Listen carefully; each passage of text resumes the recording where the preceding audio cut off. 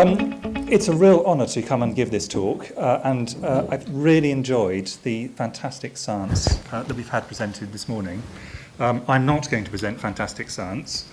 I was very tempted to. In fact, my original plan, in honour of George, for whom I was the last senior registrar, just before that particular species died out, was to talk about the future of infectious diseases. But I was assured that people were much more interested in my insights as a funder than they were my scientific insights. So I have simply followed what I was told to do. George, of course, is an infectious disease physician, a scientist with multiple interests in both basic and applied sciences in the UK and overseas. And he was a teacher, a mentor, and an educational organiser. And I spoke to him yesterday. The only reason he's not here is he had a planned brush with our own profession and wasn't feeling quite fully yet at the point where he wanted to come and enjoy a bit of basic T-cell immunology. So he is, however, doing extremely well, and sorry not to be here.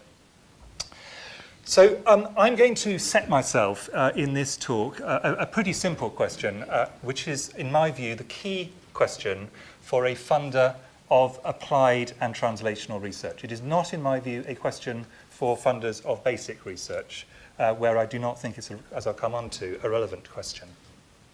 We should clearly celebrate and continue to fund areas of science that are going well. And in my view, funders' jobs in those areas is simply to recognise them, provide a good, fair, level playing field, try and extract some money from somewhere, and then provide it through a system. That, where things are going well, that is the right thing to do. Directed funding, where there's success, does not help at all and often harms. But there are undoubtedly some areas which are incredibly important for the health of the public in the future, where science has not delivered in the way that it has in areas that are successful. And yet it could. Some of these areas science can't deliver at all, fine. But there are many of them it has not delivered and could deliver. And for people like me, that is really the key question, is to identify those areas and then to work out what to do about them. And the problem basically is that able people do not tend to go into stagnating areas. That is just a practical reality. And funders tend not to fund stagnating areas either. We all tend to jump on the bandwagon of where it's going well. And we hide that by saying we just fund the best.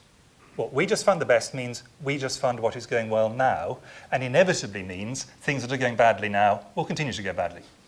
So what I think we need to think about are those areas of science where things are not going as well as they could. And then we need to work out what to do about them, and I'm not going to go through these. It'll depend on the field, to be honest. The one answer which we should not do is fund a weak field. Just tipping money into a field that's failing doesn't actually solve a problem. But we may need to do active things to move people in from other fields by attracting them in. We can dangle carrots with money. We can occasionally even use sticks, but that doesn't usually work very well. And build from the bottom. So try and attract in very bright people early in their careers who have a career in which to transform the field. So there are various things we can do to try and invigorate fields that are failing. Now, I think about this, obviously, as someone who's responsible for NIHR. NIHR, for practical purposes, is one of the 4 big pillars of public funding in the UK. It's the largest, but not by a huge amount. So there's NIHR, which funds for the government the translational applied research, MRC, which tends to fund the basic research, the Wellcome Trust, which is clearly a foundation and funds both, but with a bit more of an emphasis towards the more basic, and then the charities, which vary in what they do. Each of those is worth roughly £1 billion. NIHR is a bit more than £1 billion, the others are a bit less than £1 billion, but that's for practical purposes, and then you've additionally got funding from the industry. So I'm interested at the more applied end, but clearly NIHR does do work in the translational space. And for the reasons I've just given, my view on that area is we should just put out good calls with good panels and then let the market sort it out. The mechanisms, for example, of BRCs have worked incredibly well. I see no reason to change them. They appear to do a good job where they are. There are a number of other things which are working. My view is we should just let them continue to succeed. I think we can in the UK feel very proud of what we do in the clinical and applied sciences. This is just an analysis we did last year, looking at 6 months' worth of the top, what I would rather subjectively call the top 6 clinical journals: New England Journal, Lancet, BMJ, JAMA, PLOS Medicine, and so on. And what you find, if you look at that, is if you combine MRC and NIHR spending, which is around £2 billion a year, we get as many papers into those journals as the NIH, which has a spend which is over 20 times that amount. So this is an astonishing illustration of the strength of the UK in clinical and applied science. Clearly, the ratio, because it's clinical and applied, is more heavily for NIHR-funded studies than MRC. Were this to be basic science, looking at cell, looking at nature, the ratios would reverse. But if you look overall, British science is incredibly strong, and many of the people in the audiences contribute very heavily to that. Now, all of us are subject to pressures from outside. Jeremy Farrar has to answer to a board of governors who are usually rational, but he has to make a case.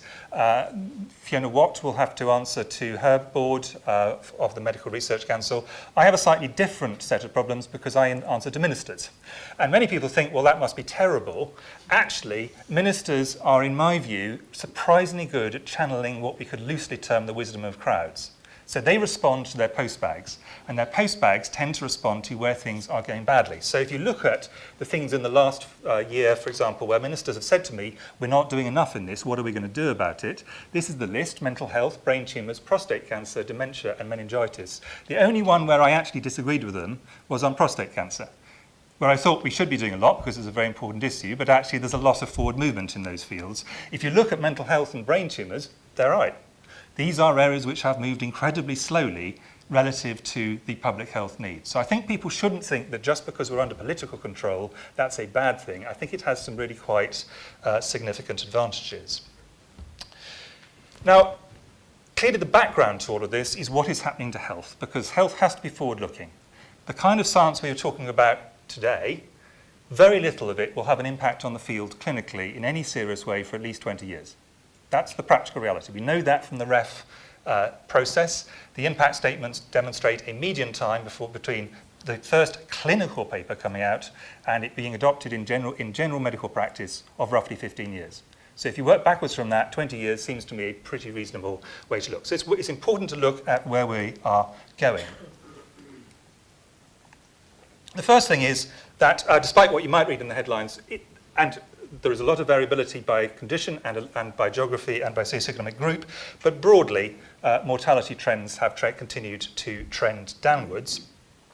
And they have, in particular, tended to trend downwards in particular conditions. They're not trending downwards now in the 90s. I'll show that in a bit more detail in a second, those who are older, but they are definitely trending downwards still in those who are aged under 75 and probably those between 75 and 90. And these are the data to back that up. This is the change in mortality.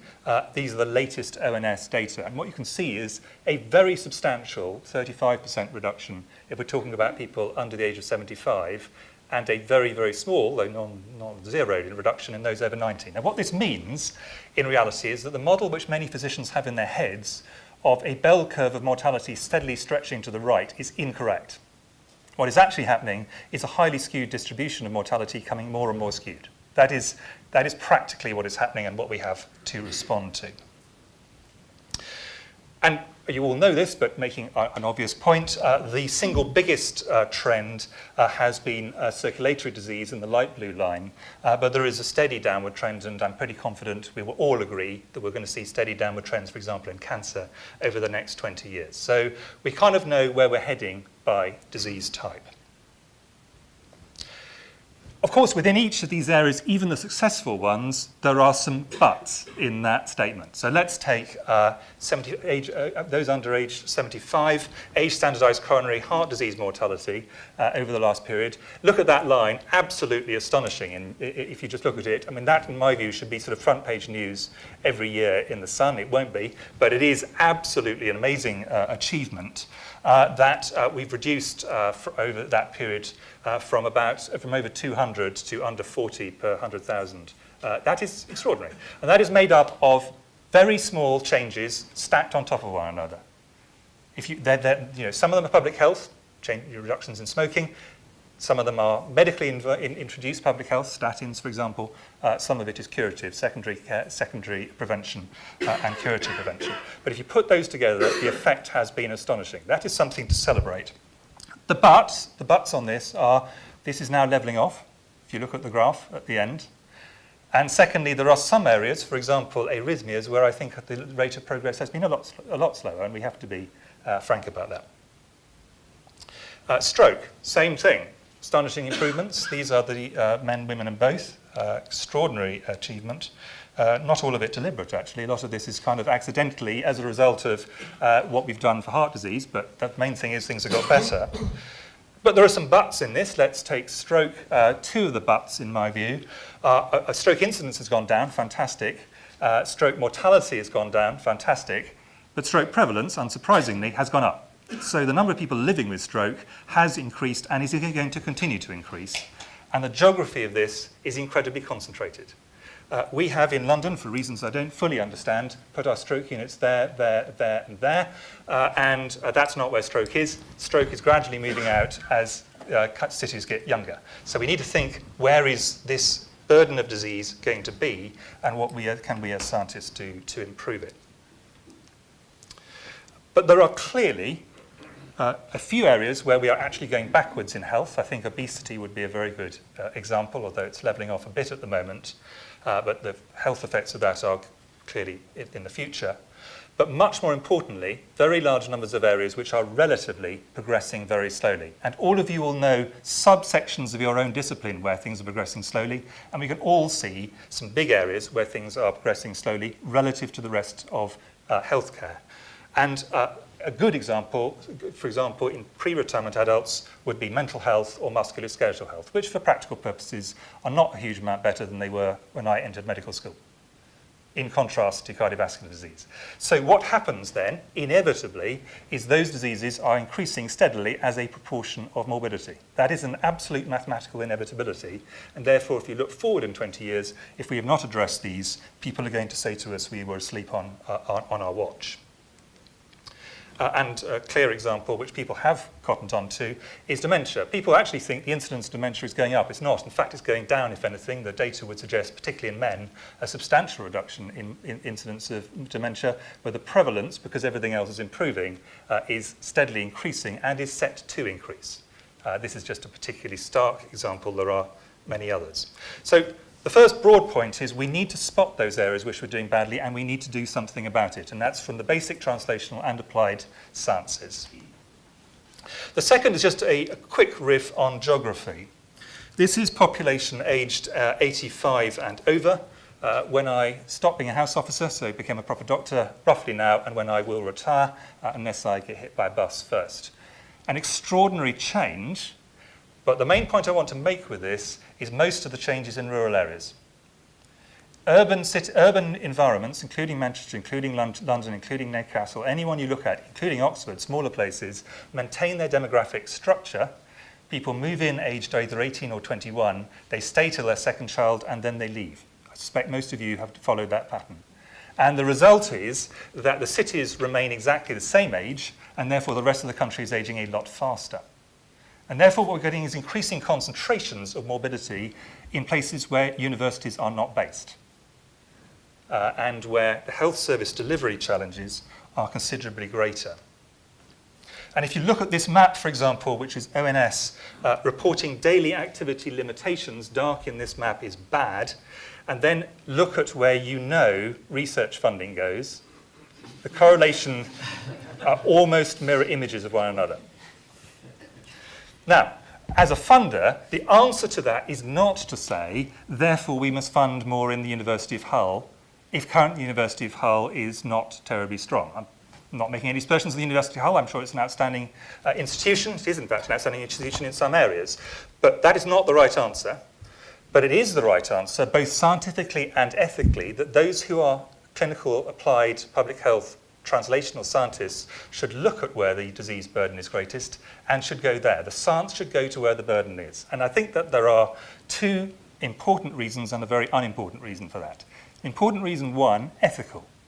If we believe, which we all do, that being in clinical studies, being in any kind of research is good for you, and the evidence on that is overwhelmingly clear, then having a situation where your postcode determines can you be in research doesn't seem terribly fair. Just on pure fairness grounds, this does not seem the right answer. But there are also good scientific reasons, partly to do with generalizability. You ought to be doing things in where the population is most typical. And secondly, actually, it's a lot easier to do a study where the incidence is much higher. You can get your numbers much more quickly. Your sample sizes will be smaller, etc. There are large numbers of practical reasons. And yet, for some reason, despite these, we seem to think that a 2-hour train journey is too much of a problem for our science. And we need to rethink that, I think.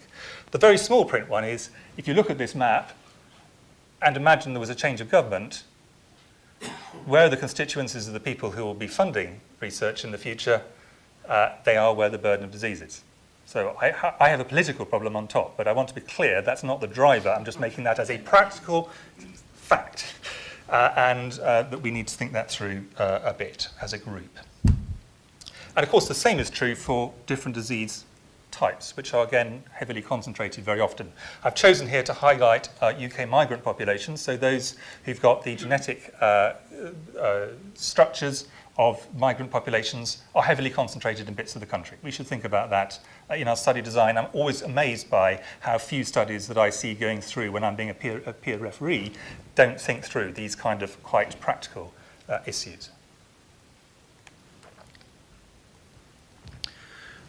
My third broad area, so the first was really around trends, the second was geography, and the third one is about disabilities. We all know that disability is increasing as a proportion of life. That is basically, I'm going to be very crude, because very crudely, for every year of life we buy, we only buy 1 year of healthy life. Varies by many different things, but that, as a proxy, that'll do, and it's pretty true everywhere. This is from the Global Burden of Disease study. I could have chosen others which make this point. I think the more important point, and this is a scientific point I think we are failing with not just a bit, but really badly, is on multimorbidity. The future of health is the future of people with either no morbidity or multiple morbidities. Yet science is optimized to be able to deal with single diseases. And the outstanding science we had this morning was optimized for single disease science. That is if you think about all the presentations we've had, that is the way we think. And we think very linearly, and we're now very good at bench to bedside, but forget the fact that actually increasingly the burden of disease is going to be in people who've got multiple other conditions. Now that is a point that I think most people have realized. It varies by age, clearly. Age is the biggest predictor. It also varies by socioeconomic status. Again, everybody, I hope, in this audience knows this. If not, they should resign from the Association of Physicians. What we know is that we as a group do this badly for very many reasons. Clinical services are arranged by disease type, and you often get people with multimorbidity going to 6 or 7 different specialists, completely bonkers from a service delivery point of view. Medical training is done in stovepipe systems. National guidelines are done in stovepipe systems. If you're 80, you have a high chance of being on at least 5 nice pathways which don't talk to one another at all, which is why you see people with a Dosset box that they could go into percussion section of any good audience, any good orchestra. Grant panels deal with them unbelievably dismally. You always find someone from another discipline who shoots something down because science isn't pure enough. Academic departments don't appoint people or promote them because they work in multimorbidity, and peer-reviewed journals don't publish them. So that's a pretty long litany of things that we are doing badly for what is going to be the biggest growing area of science. We've got to sort this out. We can't simply say, well, that's the way it is. That is not an acceptable answer. So we do have to take this reasonably seriously. But I also think that we are trapped by a conceptualization of multimorbidity which is wholly false and misses the scientific opportunities that it brings. And that is the idea that it is a random assortment of different diseases somehow that just happen to people in a random way. Now, in some cases, that is true, but this is my only scientific point here. In the great majority of cases, there will be a clustering of diseases in individuals which we have not recognized. We recognize a few of them, the clustering around smoking, the clustering around diabetes, the clustering around certain ethnic groups, because the signal is so big that even a clinician who only sees a few patients a week can spot that these things are coming together. But actually, if we start looking with very big numbers, we're going to start to see clusters of disease which will tell us, working downwards towards the basic spectrum, things about how disease occurs we have not spotted. So the epidemiological signal is a driver to basic science, and moving up to the applied end will tell us how we should organise our services. So in my view, working out what these clusters are, where certain clusterings are overrepresented compared to where chance would expect them, is fundamental to addressing this scientifically, but will give us scientific insights when doing it, which are not just applied, but are also going to tell us something about the basic science. And I think we should be looking much more seriously at this as an opportunity to think through actually what is driving things at the moment. Two final sections. The first one is I am the Chief Scientific Advisor to the Department of Health. I do have to think about actually how do we translate things into practical reality. Here is a practical reality. Total health spend in the UK has on average gone up by 4% a year, and GNI has on average gone up by 2% a year. You do not need to be an epidemiologist to work out that that mathematics is not going to work. We have to do something about this. And I do think the scientific community, like the clinical community, have got themselves into a place which says this is all due to aging. That is only a very small proportion of this change. Let me just demonstrate this with one graph. I could show very many others. This is outpatient attendances increase over a year. On average, outpatient attendances are increasing between 6 and 7% a year. That's compounding up year on year and have been for about 20 years. We are not getting 6 or 7% improvement in health from that, but the point I want to make here is that increase is completely unrelated to age. So that increase is in every single age group equally, despite the fact that people aged 16 to 60 are probably the healthiest group that have ever lived. That is not scientifically rational, and we need to work out what we can do about it, because basically, otherwise, all the science we're doing is going to go absolutely nowhere because of the cost issues that are going to break the system. We do need to think this through. Finally, NIHR never used to do international development stuff, but it now has got some ODA money and works closely with DFID and with the Wellcome Trust and the MRC, all of which have very major programs. So I just wanted to make 2 points on international development. I could make very many. It is, as it happens, my own intellectual background. The first of which is just to celebrate the extraordinary improvement in child and maternal health that has occurred over the last 20 years. It is the greatest improvement on health ever seen at any point in terms of its speed and scale. And the result of this is that we can look forward with some confidence to a situation already where the great majority of African and Asian countries have a better health for children now than we did in the UK when the NHS was formed. And that improvement is extraordinarily rapidly improving. As a result of that, the fertility rates are going down, and as a result of that, the globe is stabilizing. The number of good things that come out of this, the list just goes on. We must remember, though, the first thing is, what that means is the burden of disease is shifting to the right. Young adults are not dying, but that does mean the burden of older adults dying in developing countries is increasing. We need to take that seriously and change our funding approaches to take account of that. But, very importantly, not forget, we have not finished the job with children and pregnant women.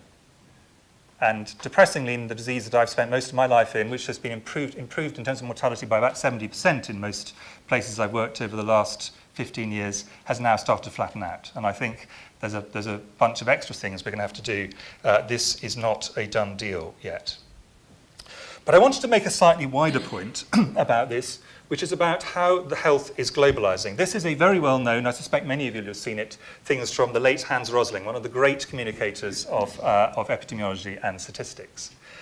His general point is, firstly, that things are steadily improving. So all of these African countries here have a mortality rate that's roughly the same as the NHS when the UK was when the NHS started. That's amazing. And secondly, he likes to make the point rightly that income predicts health. I'd like to make a slightly different point. All of these group in the middle will rapidly, within 20 years, be roughly at the top right-hand quartile of this graph. And the result is they're going to have roughly the same diseases that we have in the UK. Cardiovascular disease, cancer, the rheumatological diseases, all the things that people have been talking about today. What is going to make it very difficult to translate science into practical things in many of the areas we've talked about is the cost of goods, the cost of drugs, has now become extraordinary. So very many of the drugs, for example, that have come out of basic science, very good drugs, the drug companies are working on the assumption they will be able to charge about $250,000 per person per year for life, and that the market will bear that. That is clearly not going to happen. Now, we can do one of three things. We can stop doing science, not a good idea. We can say to the drug companies, don't make a profit, not a good idea. They will just exit the market. Or we can say you can make a profit in another way.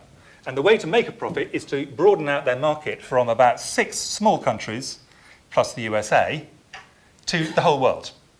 And there is an example that's happening just at the moment, which I think is a very good example about how we should be thinking about this, and there's a science point at the end of this, and that is hepatitis C. The great burden of hepatitis C is not in the very wealthy countries, yet the recent hepatitis C drugs have been priced as if you only had to give them to a small number of people in a small number of countries. Broaden out the market, and a company can make the same amount of profit on a much smaller cost, and they can actually de-risk their investment because they're across a much bigger area. And we need to get, when we're talking to the pharmaceutical industry about new drugs, them to think, and us to think scientifically, this is not just a problem for the developed world, this should be a problem for the whole world, and then everyone wins. More people get drugs, drug companies get profits, everybody, we can afford it in the NHS. So we need to think of the world as a global problem rather than as a rich, middle, and low-income problem. If we continue to think about it in that segmented way, we're missing a huge operational and scientific trick. So I would encourage people, when they're thinking about their science, not just to think about Hull, though I would like them to think about Hull, but also to think about India and Indonesia. So a few areas we, as researchers in society, need to think through, and we need to end up with a broad consensus. The first is, how do we tackle areas which are going relatively slowly, such as mental health? We all know what they are. We need to find out a way of doing that. Secondly, we must identify and then address the clusters of disease currently, and I think unhelpfully, called multimorbidity. And this will require a considerable rethink of medical science over time, in my view, both scientifically and organisationally. We need to think through what is our principal research aim in later life. If you take the assumption, which I think is correct, that we're not going to carry on shunting 90-year-olds further and further off to the right, is our principal aim in science to extend life in older life or to improve morbidity? And I think the answer to that is pretty self-answering, but it's not the way science is currently organised. The geography of disease is changing, and research must go to the disease areas of greatest need. They're not the places where funding naturally flows. And we need to think, when tackling the future needs of the developing world, about how to do that, many of which will be in the non-communicable diseases, whilst not losing sight of the fact that we've not finished the job on child health and maternal health, where a number of serious problems exist. So a few of the challenges for us as a community, I'm very confident we can rise to them. Thank you very much.